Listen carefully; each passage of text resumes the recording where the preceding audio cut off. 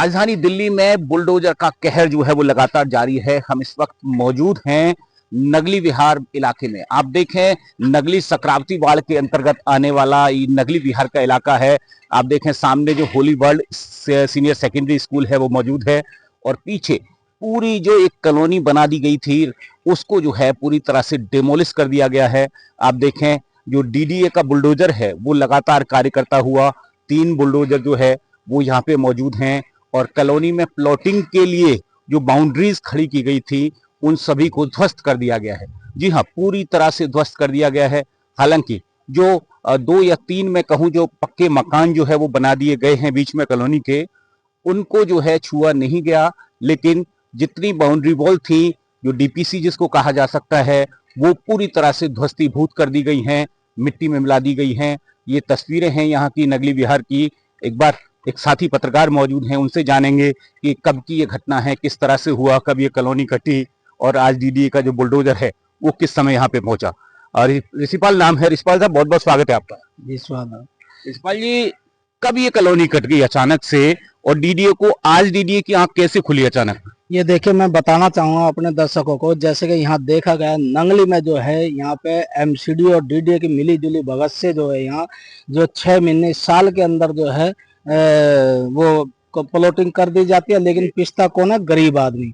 और जो प्लॉटिंग काटने वाला जो बंदा होता है वो अपना जो है पट्टी उठाते हैं। एक दूसरे छोटे मोटे जो डीलर है उनकी भी जो रोजी रोटी वे चलाना चाहते हैं अपने जो है, वे भी काट करके इस तरीके से ये चले जाते हैं। जैसे कि आप देखना चाहते हैं, जैसे कि हमारे माननीय श्री योगी जी उत्तर प्रदेश में जो पंजा जो वहां पर पीला पंजा चल रहा है, वो दिल्ली में भी रेखा गुप्ता जी का चल चुका है, और उन्होंने बता भी दिया है कि जो आने वाले समय में जिसके राज्य में, चाहे वो डीडीए का अफसर कर्मचारी हो और चाहे वो जो है पुलिस अधिकारी हो, अगर जो नई कटिंग में ये कंस्ट्रक्शन उसमें जो है बुलडोजर तो चलेगा, उनके खिलाफ भी। बिल्कुल आप समझ लें कि जो वाकया जो हुआ था मालवीय नगर का, जिसमें एक बिल्डिंग में आग लगी और तकरीबन 21 से ज्यादा जानें जो है वो स्वाहा हो गई। उसके बाद दिल्ली सरकार जो है बड़ी सख्त इन मामलों पे दिखाई देती है, अवैध कंस्ट्रक्शन के खिलाफ खड़ी हुई दिखाई देती है, अवैध कॉलोनीज के खिलाफ खड़ी हुई दिखाई देती है, और सीधा कहा गया है सीएम रेखा गुप्ता की तरफ से कि जिम्मेवार जो भी अधिकारी पाए जाएंगे उन पर भी कार्यवाही होगी। और उसी का नजारा आप ये देख सकते हैं। डीडीए की जो बड़ी जो बुलडोजर एक्शन है यहाँ पे जारी है, इसकी वजह केवल एक है कि अधिकारियों को भी ये पता है कि अब ज्यादा समय तक टाला नहीं जा सकता, ज्यादा समय तक अपने आप को बचाया नहीं जा सकता, लिहाजा जो कार्यवाही है वो अब करनी होगी। मैं आपको बता दूं, यही डीडीए के अधिकारी हैं जिनके सामने और जिनके रहते ये कॉलोनी कटी, लेकिन तब ये लोग सुविधा शुल्क लेकर या फिर आप कहें किसी अन्य दबाव में या किसी दबाव के चलते ये लोग चुप थे। लेकिन आज आप देखें बुलडोजर चलता हुआ और डीडीए का एक्शन लगातार जारी। पिछले साल और 6 महीने से ये लोग क्यों चुप थे, क्या वजह रही होगी?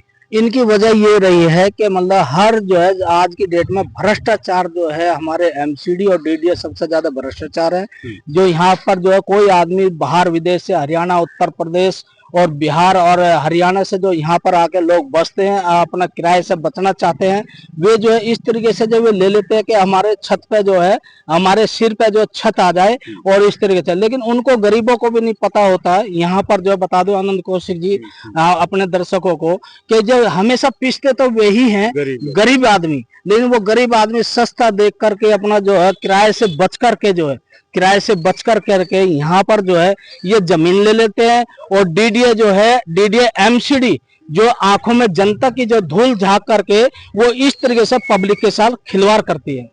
बिल्कुल, पब्लिक के साथ खिलवाड़ होता है, और यही होता रहा है हमेशा। दिल्ली में आप देखें तमाम जो अवैध कॉलोनियां हैं रातों रात बसा दी जाती हैं। जो गरीब लोग हैं जो अपने जीवन भर की जमा पूंजी इकट्ठी करके वहां पे प्लॉट लेते हैं छोटे, और फिर उनके जो मकान होते हैं इसी तरह से जमींदोज कर दिए जाते हैं।